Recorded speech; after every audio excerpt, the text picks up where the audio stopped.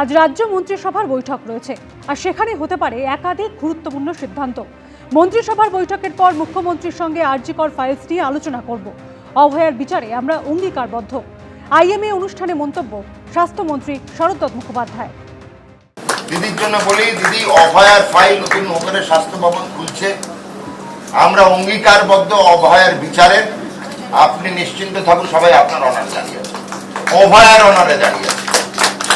আমরা বেঁচে থাকতে অভয়াকে ভুলছি না। এখানে সমগ্র চিকিৎসক